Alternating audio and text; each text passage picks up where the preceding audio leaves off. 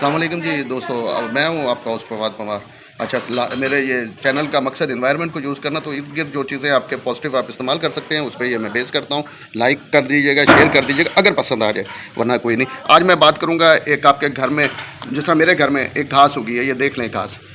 اس پہ آپ فوکس کریں اور میں آپ کو بتاتا ہوں 10,000 کے قریب گھاس کی قسمیں ہوتی ہیں۔ 10,000 میں سے سوائے چند ایک کے گھاس جو سی ہوتی ہیں نا زہریلی ہوتی ہیں، مطلب جس طرح سے آپ کہہ سکتے ہیں زہریلی گھاسوں کے اندر اس کے اندر ایکزیلس گھاس ہے اور جانسن گھاس ہے، اور ایک ہوتی ہے فاکسٹیل،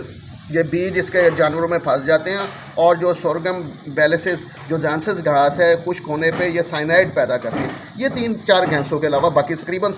بہت فائدے مند ہے۔ الفا ہے، آپ کی لیمن گراس ہے، نیپیئر گراس ہے، پروٹین گراس ہے، یہ سارے فائدے مند ہیں جو فارمنگ اور ویسے بھی گھاس کا فائدہ زمینی کٹاؤ وغیرہ۔ بہرحال وہ لمبی ایک بحث ہو جائے گی، میں آتا ہوں آج آپ کے سامنے یہ گھاس کو دیکھ لیں۔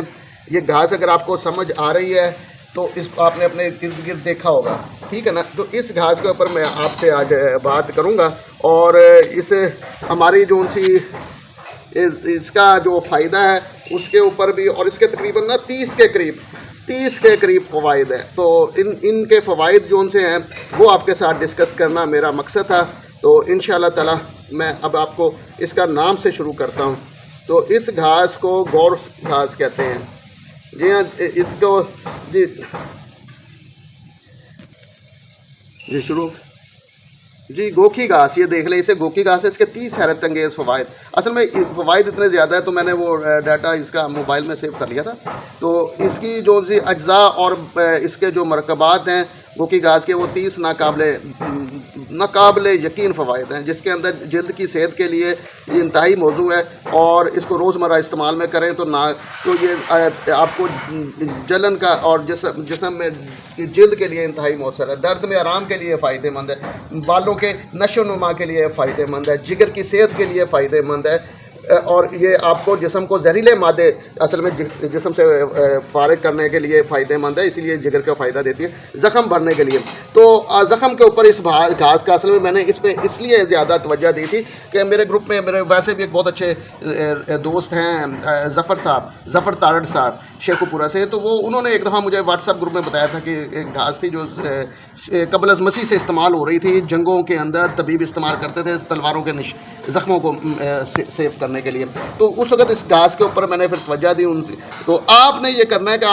آپ کے پاس اب جدید ٹیکنالوجی ہے، گوگل لینس میں جا کے اس گھاس کو ایک تصویر کھینچے گا اور آپ کو بتا دے گی۔ اس کی ساخت دیکھ لیں، یہ ڈفرینٹ ہے تھوڑی سی، یہ بچھ کے نکلتی ہے، تو یہ زخموں کے لیے انتہائی زبردست ہے۔ زخم جو نہ بھرتے ہیں ان کے لیے بہترین ہے، پیشاب کی نالی کی مدد کرتی ہے، پیشاب کی